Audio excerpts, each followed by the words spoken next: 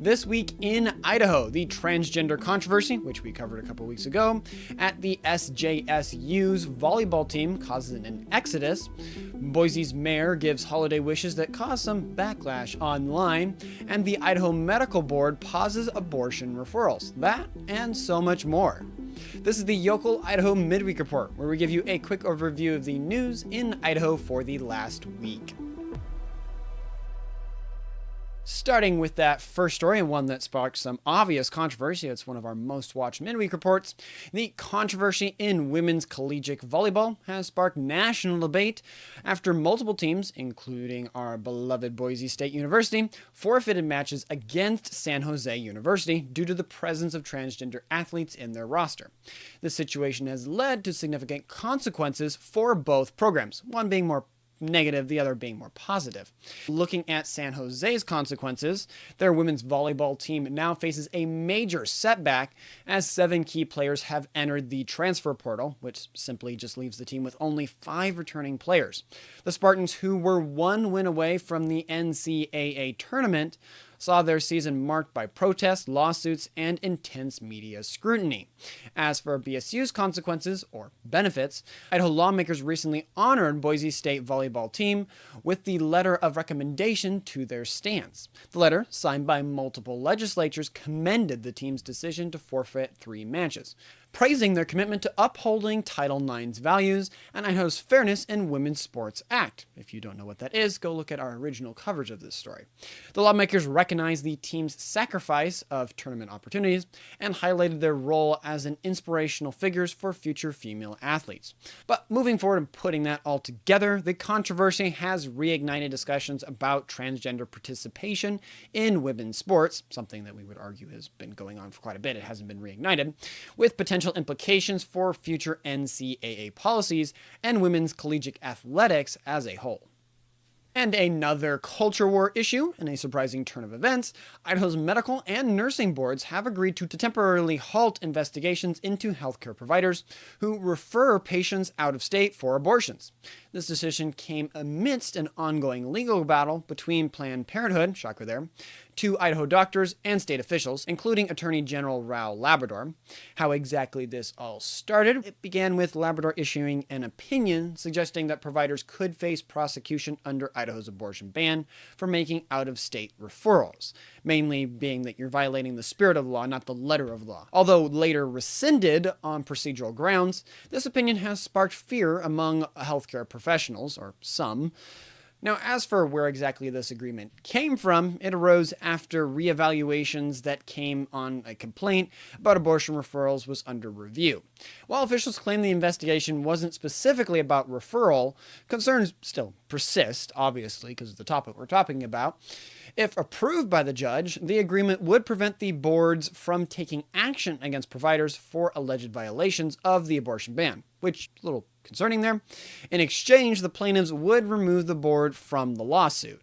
But moving forward, this development has been seen by those in favor of the healthcare industry as offering temporary relief, allowing them to offer comprehensive counseling without fear of prosecution. However, Idaho's criminal penalties for performing abortions and provisions allowing civil lawsuits against providers remain in effect. And speaking of judges and the court there, Governor Brad Little appointed Reed Cotten as the district judge to the 5th Judicial District in Idaho. Cotten, a trial attorney with over a decade of experience in complex civil and criminal litigations, will fill the vacancy created by the retirement of Judge Jonathan P. Brody in Minidoka County. Now, who exactly is Cotten? He is a partner at the Rupert law firm Robertsons and Cotten, and has practiced law there for his entire career. He attended the Idaho State University for his undergraduate studies and received his law degree from the University of Idaho. As for his reaction about getting this wonderful news, he expressed gratitude for the appointment. Cottonwood thanked Governor Little, his staff, and the Idaho Judicial Council. He also acknowledged the support of his colleagues and family, stating his eagerness to serve the people of Minidoka County and the 5th District. Moving forward and applying it a little bit, the 5th Judicial District, which he will be serving, encompasses 8 counties, which, for those of you to get a little bit of your bearing, is Blaine, Camas, Cassia, Gooding, Jerome, Lincoln, Minidoka, and Twin Falls. And speaking of civil government and going a little bit more stateside and also over here in Ada County, Boise Mayor Lauren McLean faced online criticism for her holiday message on Christmas Day, not something you usually hear. In a video posted on social media, McLean began with "Happy Holidays, Boise," and concluded with "Merry Christmas, Happy Hanukkah, and Happy Holidays." This inclusive greeting sparked backlash, as some can very obviously guess, from Idahoans who felt it downplayed the significance of Christmas, the holiday that I think all of us celebrate. For broader context, critics accused McLean of participating in the so-called War on Christmas by not using the traditional Merry Christmas. Comments ranged from gentle corrections to harsh rebukes. Those may be some of our out-of-state brethren, with some accusing her of being clueless or evil. However, supporters defended the mayor's attempt to acknowledge diverse holiday celebrations. But the general takeaway from this, the controversy reflects a broader debate about holiday greetings in America. While some view Happy Holidays as inclusive, others see it as an attempt to secularize the season. McLean's message highlights the secular cultural divide over Christmas greetings in Boise and more broadly in the U.S. Which, if you've liked the Midweek Report and our first batch of stories here, do us a favor and hit the like button on YouTube, Rumble, or Twitter. It helps us reach more folks who love Idaho just like you and recommend more Idaho content straight to you. And speaking of government, and specifically on the money side, Idaho state employees may soon receive a 4% pay raise, as recommended by the Idaho Division of Human Resources. Administrator Janelle White presented the proposal to the Legislative Change in Employee Compensation Committee.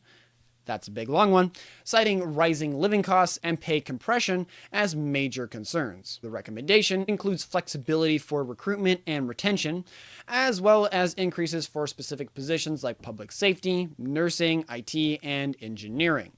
As for White's argument for it, she argued that struggles faced by state employees include inflation outpacing salary growth over the past 2 decades, 2, that Idaho's high turnover rate of 19.2% last year highlights the need for competitive wages to retain this talent, and 3, that many state workers earn significantly less than their private sector counterparts, we would argue, because they have a bunch of benefits, leading to difficulties in affording basic necessities. Granted, we would argue they get some really nice benefits, so maybe that's where that money is going. In conclusion, while state employees await a decision on their 4% raise, for some context, Idaho's legislatures are set to receive a 25% salary increase. The final determination on state employee compensation will be made during the upcoming 2025 legislative session. And speaking of budgets and one that is getting cut, North Idaho College NIC is facing significant cuts to its athletics budget, with the golf program being the first casualty. The college announced it would eliminate golf after the spring of 2025, affecting up to 11 student athletes. That's a very large number.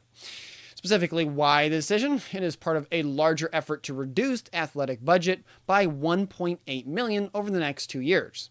The budget crisis stemming from, number one, NIC's return to the National Junior College Athletic Association, and a controversial decision by the former trustee to fully fund all student athlete expenses. Kind of a little bit of extreme there. This ballooned the athletic budget from the meager $2.2 million, because millions are common, to $6.2 million, creating what NIC directors call, quote, a multi-million-dollar burden, end quote, on the college's finances. As for what the president thinks, NIC President Nick Swain emphasized that all remaining sport programs will face budget cuts. The college plans to reduce funding for tuition, fees, and housing by 33% for all teams in fiscal year 2026, and to make further cuts in 2027. But for all of that freight train moving forward, despite some community outcry, particularly in support of the golf program, administrators maintain that these difficult decisions are necessary for the college's financial sustainability. And speaking of another money matter, but not with college, in the heart of Idaho, a high-stakes casino battle unfolds. Shoshone-Bannock tribes aim to build a $311 million resort casino near Mountain Home, off of their Fort Hall reservation. This ambitious project, featuring about 2,000 gaming machines and 250 hotel rooms, has sparked some obvious controversy. If you are new to Idaho, we're very conservative here, and casinos are... Anywho, getting into the context, the Shoshone-Paiute tribes, Idaho's only tribe without a casino, vehemently oppose the plans. They argue the proposed site lies within their ancestral territory and fear it would perpetuate their economic struggles. Both tribes have long-eyed mountain home for casino development, recognizing its strategical location near Interstate 84. As for their part, the Shoshone-Bannock purchased 157 acres in 2020, while the Shoshone-Paiute considered partnering with a developer. Both of their hands are a little dirty here. As the federal review process continues, tensions are rising. The Shoshone-Paiute have appealed to Governor Brad Little and the Biden administration to reject the proposal. Meanwhile, the Shoshone-Bannock remains committed, emphasizing the project's potential for economic benefits for both tribes and the local community, which little dubious on that last bit.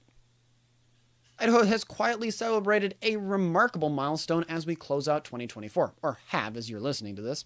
On a warm July morning, the state's population silently crossed the 2 million mark. This wasn't just another number, but a testament to Idaho's magnetic appeal, which sometimes we wish we could hide a little bit.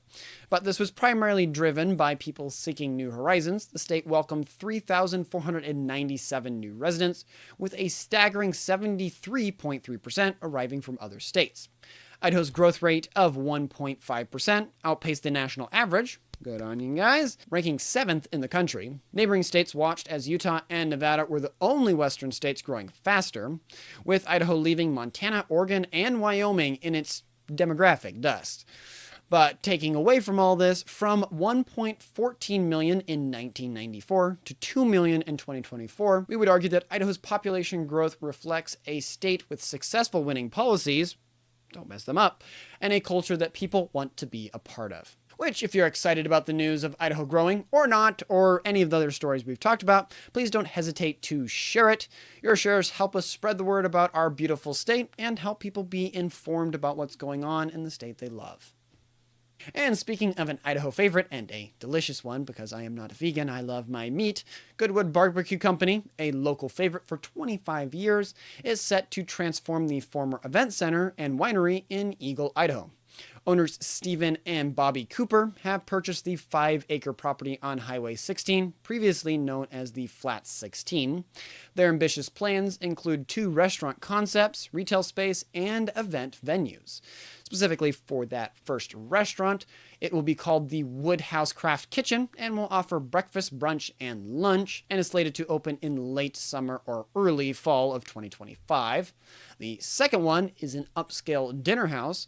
It will feature an elevated version of Goodwood's cuisine with a focus on farm-to-fork meals and wine dinners.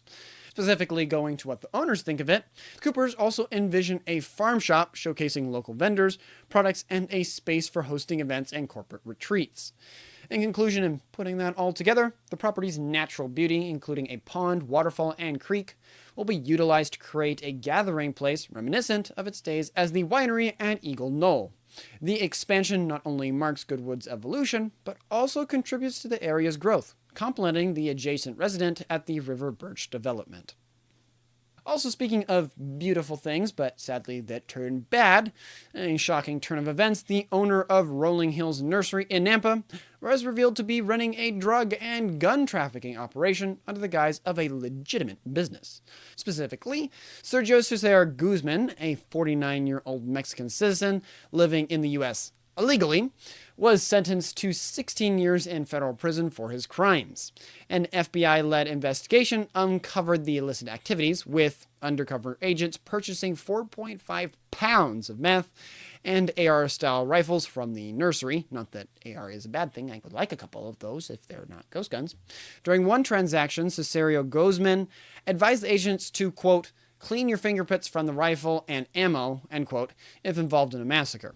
The subsequent search of the premises yielded additional meth, and 11 guns, and over $117,000 in cash. Cesarios Guzman pleaded guilty and forfeited his business, assets, and illegal goods to the government. In conclusion, U.S. Attorney Josh Hurwitz hailed the conviction as a victory for Idaho, emphasizing the importance of removing dangerous criminals from the community. Wish we would do that a little bit more effectively down at the border, but that's a different issue. And speaking of the courts and law, and especially with small businesses, Idaho Attorney General Raul Labrador has penned a letter addressing the Corporate Transparency Act, or CTA. If you don't own a business, you probably are not aware of this, and its implication for states and small businesses. In his letter, Labrador highlights the recent nationwide preliminary injunction issued by a federal court in Texas against the CTA. Specifically on Attorney General's position, he emphasized Idaho's support for this decision, joining 21 other states in an ambitious briefing defending the court's ruling. Labrador argues that CTA, while ostensibly aiming to combat money laundering, would have disproportionately harmed small businesses and violate privacy rights. He noted that the act would have affected 32.6 million businesses across the nation, requiring them to submit sensitive information to a federal database without adequate safeguards. The Attorney General views the injunction as a victory for federalism. If you want to go look that out, I highly recommend it, asserting that it sets a crucial precedent for courts examining federal initiatives that encroach on states' responsibilities. Labrador reaffirmed his commitment to fight federal overreach in areas he considers to be within the state's purview, such as interstate commerce and corporate regulation. In conclusion, while celebrating his win, Labrador acknowledges that the battle isn't over. The Biden administration has appealed the decision to the Fifth Circuit Court of Appeals, which has its own habits there, but Idaho plans to continue its involvement in this and other related cases. And while we're on the topic of small businesses, and speaking of a cutting-edge one that, drumroll please, is up in Sandpoint, Tamarack Aerospace, a aviation innovator, celebrated its 20th installation milestone on December 20th. Now, who exactly are they? Founded in 2010 by Nick Gita, the company has revolutionized the aviation industry with his patented active winglets for Cessna Citation jets. These 3.5-foot winglets enhance fuel efficiency, range, and weight capacity, making them a game changer for business aviation, which loves all those words. They love to save fuel and have more range and capacity. It's all good for business. Currently, despite facing challenges, including a temporary grounding in 2029 and the COVID-19 pandemic, thank goodness that's in the rearview, granted it's been like 5 years now that we're in 2025, Tamarack has preserved. The company's technology has now been installed in approximately 10% of all active Cessna Citation jets, with the aim to reach about 30 to 40% of the fleet. But moving forward, Tamarack's journey from concept to market success showcases the power of innovation and resilience. As more aircraft owners witness the benefits of the active winglets, the company's future looks promising. With ongoing research and development, Tamarack is poised to expand its technology to larger aircraft and continue transforming the aviation landscape. If you're still listening at this point, probably means you quite enjoy Idaho, so make sure to subscribe and follow us so you don't miss any of our future Idaho content. And speaking of money, but traveling in a bad direction, Idaho Falls shoppers found themselves at risk of financial fraud this holiday season. The Idaho Falls Police Department issued a warning after card skimmers were discovered at two major retailers. Who would those locations be? The Winco on North Woodruff Avenue and the Walmart on South Utah Avenue. How exactly this came to be, these deceptive devices placed over existing card readers were reportedly installed on Saturday afternoon and discovered by Sunday midday, speaking about Christmas, at these locations between Saturday evening and Sunday morning to closely monitor their financial accounts for any suspicious activities, because that usually happens if they actually got you. The criminals responsible are believed to be part of a traveling group that has targeted stores in Boise and other states. But for those of you worried, this incident serves as a stark reminder for both shoppers and businesses to remain vigilant. Retailers are advised to regularly inspect their card readers. We would all love that a lot, especially gas stations. Please do that more often. I would literally pay more for gas if you did. While customers should be cautious when using their cards and report unusual transactions immediately. For 125 years, that's an impressive record there, the Audubon Society's Christmas bird count has been a cherished tradition. And in Hagerman, Idaho, the Prairie Falcons Audubon Society celebrated its 50th anniversary of participation. Now, specifically, what does this mean? On a crisp winter morning, a group of dedicated birders gathered at the Hagerman Wildlife Management Area to contribute to this long-standing citizen science project, which, if you don't know what it is, they count all the birds about Christmas time and report them back so ornithologists can know the general migration of birds. Sarah Harris, a member of the Prairie Falcon Audubon Society, expressed excitement about the day's count, anticipating between 80 and 90 species and thousands of individual birds. The count provides valuable data on resident bird populations, helping them track trends over time. Among the participants was Emily Groves, a birder who relies on her acute sense of hearing to identify birds, demonstrating that birding is accessible to all, even if you may be struggling with your sight. Jim Irwin, a veteran of 40 years of Christmas bird counts, prepared to survey the river by boat, but as the group dispersed to cover their assigned areas, the clear weather promised an ideal day for observing and recording the winter bird population of the Hagerman Valley, which, independent of birds, it is a really pretty place to go. So if you want to do a day trip, just travel over there. Plus, there's great coffee there in downtown. Nestled in Canyon County, Wissel Farm has been a cornerstone of Idaho's agricultural landscape for over a century. Founded in 1911, this family-owned farm has flourished through 4 generations, adapting and innovating along the way. Matt Wissel, the current co-owner, grew up on the farm and took over the farm in 1989 with his wife Benita, shifting focus to fresh, local produce, which is wonderful to see.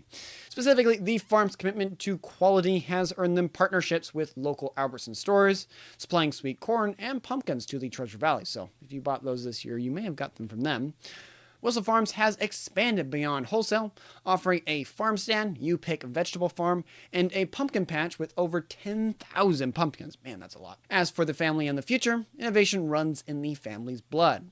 Matt's daughter, Morgan Eskel, recently joined as farm manager and marketing manager, bringing her marketing expertise to showcase the farm's unique story, with collaborations ranging from local restaurants to ice cream shops, promising a bright future for the next 100 years of Idaho farming.